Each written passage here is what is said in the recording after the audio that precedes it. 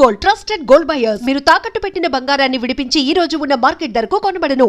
ఆయన ఆయన ఉన్న దగ్గర నిజంగా చాలా పాజిటివ్ ఆరా ఉంటుంది. డెఫినెట్గా ఒకరి గురించి మాట్లాడేది కూడా మనం మాట్లాడుతుంటే కూడా వినండి ఆయన.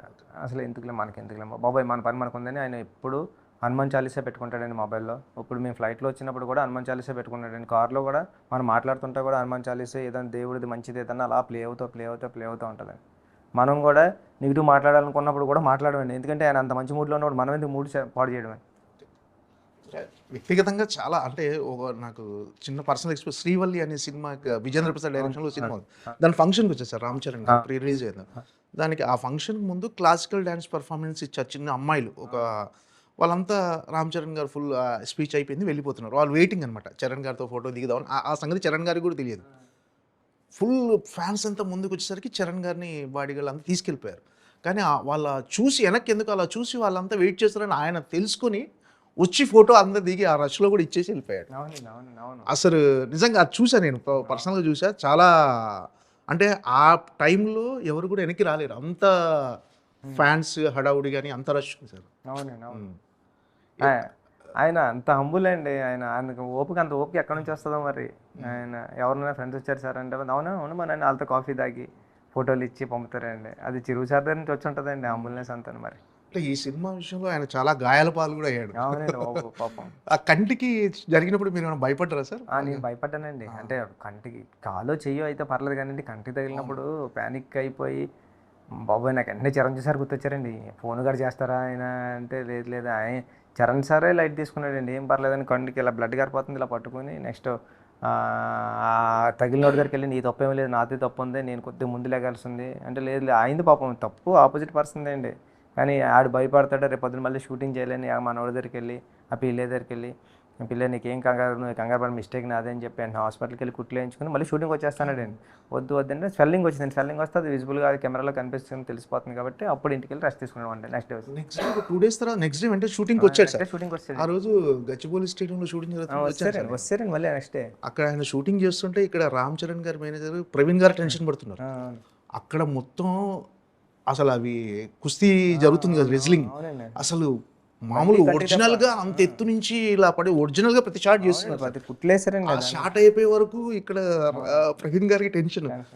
అసలు నిన్ననే జరిగింది, ఆ కుట్లు పచ్చిగా ఉన్నాయి అలా చేసేస్తున్నారు, ఆయన టెన్షన్ పడుతున్నారు. షాట్ అయిపోగానే ఆయన అమ్మాయి అనుకోగానే అసలు మానిటర్ వైపు కూడా చూడలేదండి ఈ టెన్షన్ కి. మీరు కూడా ఉన్నారు సార్ ఇక్కడ. దేవుని టెన్షన్ ఆయన అమ్మాయి షాట్ అయిపోగానే అమ్మాయి అనుకున్నాగానే చరణ్ గారేమో వెళ్ళగానే మళ్ళీ అక్కడ పుషప్ చేస్తూ జిమ్ చేస్తూ మళ్ళీ షాట్కి వచ్చాడు.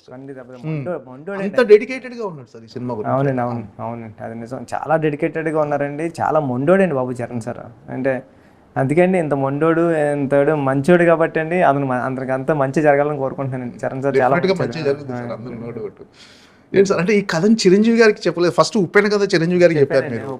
ఈ కథను ఎందుకు చిరంజీవి గారికి అనుకున్నాను సార్ నేను. చిరు సార్ చూపిద్దాం, ఇది థ్రిల్ ఫీల్ అవుతారు, అన్ని కథలు వినేయడమే ఆయన ఒక కథ చూపిద్దాం ఆయనకి అన్ని చూడాలి. ఎప్పుడు చూస్తారా చిరు సార్? ఈ సినిమా ప్రారంభప్పుడు మీ నాన్నగారు అమ్మగారు కూడా అందరూ వచ్చేస్తారు, చూశాను నాన్నగారు. అంటే మీరు సినిమాలోకి వస్తా అన్నప్పుడు మీరు చిరంజీవి గారికి అయితే లెటర్ రాస్తున్నప్పుడు చిరంజీవి గారు నాకు లెటర్ రాస్తారని మీరు అన్నప్పుడు అరే చిరంజీవి గారికి ఉచ్చబోసుకోవడానికి టైం ఉండడు, నీకు ఉత్తరం ఎక్కడ రాస్తాడు రా. అలాంటి చిరంజీవి గారి అబ్బాయితో మీరు సినిమా చేశారు. నాన్నగారు ఆ అనుభూతి పొందారా సార్? అంటే నాన్నగారికి అదంతా అంటే రీసెంట్గా నాన్నగారు కీర్తి విశేష సంగతి తెలుసు. ఎలా అండి సార్ అటాచ్మెంట్ నాన్నగారికి సినిమా విషయం? పూజ చూసారండి, నేను చాలా హ్యాపీ. అంటే పూజ చూశారు. నాకు ఉప్పున అయిపోయిన తర్వాత నాకు ప్రొడ్యూసర్ బెంచ్ కార్ ఇచ్చారండి. బెంచ్ కార్ ఇస్తే నాకు బెంచ్ ఎందుకు, నాకు కార్ ఉంది కదా ఆల్రెడీ, నాకున్న కార్ నాకు ఉంది, ఇంటి దగ్గర ఉన్న కార్ ఇంటి దగ్గర ఉంది, బెంచ్ ఎందుకు అని డబ్బులు ఇవ్వచ్చు కదా ఎక్కడైనా సేవ్ చేసుకుంటాను మంచిగా అనుకున్నానండి నేను. అంటే మంచిగా అనుకుంటే అప్పుడు మా నాన్నగారు ఆ కార్ ఎక్కించుకుని తిరిగాను. తన తర్వాత ఉప్పున అయిపోయింది, తన తర్వాత తను కాలం చేశారు, పెద్ద షూటింగ్కి వచ్చారు. అప్పుడు అనుకున్నమాట అండి. అప్పుడు నవీన్ గారిని అడిగిపోయి మైత్రి నవీన్ గారిని ఎందుకు సార్ కార్ ఇచ్చారు నాకున్న కార్ చాలు కదా అంటే అప్పుడు అనుకున్నా మా నాన్న బెంచ్ కార్ ఎక్కిని తిరిగాను, ఈరోజు ఈ సినిమా తర్వాత నేను బెంచ్ కార్ కొనుక్కున్నా, మా నాన్న లేనప్పుడు ఎందుకు నాకు ఎమోషన్ అనిపించింది. అంటే ఎప్పుడుది అప్పుడేంటి విషయం, ఏ రోజుది ఆ రోజు అన్నది ఆ రోజు నాకు తెలిసిందండి. అంటే ఫ్యూచర్ కోసం తెగ ఆలోచించేసి పాస్ట్ కోసం తెగ ఆలోచించేస్తాం, అది కాదు, ప్రజెంట్లో బతకడమే నేర్చుకోవాలి. ఈ రోజు జరిగిన అద్భుతమే నీ జీవితం, అంతే, ముందు వెనక కాదు. ఈ రోజు కష్టపడదాం, ఈ రోజు ఎంజాయ్ చేద్దాం లైఫ్ని, అలాగే భవిష్యత్తు మీద ఓపుస్తూ ఉన్నాం అన్నది నాకు నేర్పింది సార్ ఆ ఇన్సిడెంట్ నుంచి. నేర్చుకుని దాని తర్వాత అంటే ఉప్పెన అయిపోయింది, మా నాన్నగారు చాలా ఎమోషనల్ అయ్యారు, అందరికీ నా కొడుకు అని చెప్పుకున్నారు. అంటే నాకు నేషనల్ అవార్డు వచ్చిన దానికన్నా పెద్ద ఉప్పెన సినిమా తీస్తుంది నా కొడుకు, ఇప్పుడు పెద్ద చేస్తుంది నా కొడుకు అని మా నాన్నగారు ఫేస్లో ఉన్న ఆ గర్వమే నాకు పెద్ద అవార్డు అండి. ఈ అవార్డులన్నీ ఓకే వస్తాయి, సొంతోడు తండ్రి ఇచ్చిన స్మైలే అవార్డు కానివ్వండి, ఈ అవార్డులు ఓకే ఇవన్నీ అల్మార్లో ఉంటాయి, కానీ నాన్నలేడు కదా, ఇవి ఉంటుంది కదా, ఈ ఎమోషన్ అని అనిపిస్తూ ఉంటుందండి. ఈ జర్నీ చాలా గొప్ప జర్నీ అండి. అంటే మా నాన్నగారు లేరు, ఉప్పిన టైంలో ఉన్నారు, ఇప్పుడు లేరు. చూద్దామంటే రిజల్ట్ ఎలా ఉంటుందో, మా నాన్నగారు ఆశిస్తూ ఉంటారు. 100% బ్లాక్ బస్టర్ రాసి పెట్టుకుంటే సార్. అంటే ఈ మొదటి సినిమా ఉప్పెన ఒక కత్తి మీద సాము లాంటి సబ్జెక్ట్ సార్. అంటే ఇలాంటి కథతో కూడా హిట్ చేయొచ్చా, ఒక బ్లాక్ బస్టర్ తీయొచ్చా అంటే మీరు ప్రూవ్ చేశారు. ఇప్పుడు ఈ సినిమా కూడా మరొక కత్తి మీద సాము లాంటిది డెఫినెట్గా కదా. అంటే మోర్ కమర్షియల్గా ఇలాంటి కథతో ఒక స్పోర్ట్స్ బ్యాక్డ్రాప్లో అన్ని ఎమోషన్స్తో ఇలాంటి కథ చెప్పొచ్చా? ఏంటి సార్ అంటే మీకు ఒక సాధారణ కథ చేయటం కంటే ఇలా అంటే చరణ్ గారిని కొత్తగా చూపించటం, ఉప్పెనతో ఒక కొత్త కథని చూపించడం, ఏంటి సార్ ఈ టిపికల్ మైండ్ సెట్ అంతే? అదే నిజంగా మీరు బాగా చెప్పారు. నిజంగా నాకు క్రేజీగా టిపికల్గా ఎవరో చేయాలని అనిపిస్తూ ఉంటుందండి. దానికోసం చాలా కష్టపడాల్సి వస్తుందండి. ఎవరో చేయాలంటే మామూలు విషయం కాదు కదండి. అది బయటికి కనిపించకపోవచ్చు కానండి, బహుశా నాకు తెలుస్తుందండి. అది ఆడియన్ వరకు రీచ్ అయిందంటే కూడా చాలా హ్యాపీ కదండి. అది మరి రీచ్ అవ్వాలని కోరుకుంటున్నానండి. ఉప్పెన కత్తి మీద సామే ఇది కాదు కానండి, ఇది కూడా అలాంటిదే అండి. అది మరి ఏం జరుగుతుందో చూద్దామండి, దేవుడు కావాలి. లేదండి, ఉప్పెన తర్వాత చాలా ఆఫర్లు వచ్చి ఉంటాయి సార్ డెఫినెట్గా. వెంటనే అంటే ఒక కొత్త డైరెక్టర్ ఒక బ్లాక్ బస్టర్ తీసి 5 సంవత్సరాల గ్యాప్ ఇవ్వటం అనేది చాలా తక్కువ. వెంటనే అంటే ఉన్న ఇండస్ట్రీలో సక్సెస్ చుట్టూ తిరుగుతూ ఉంటారు డెఫినెట్గా.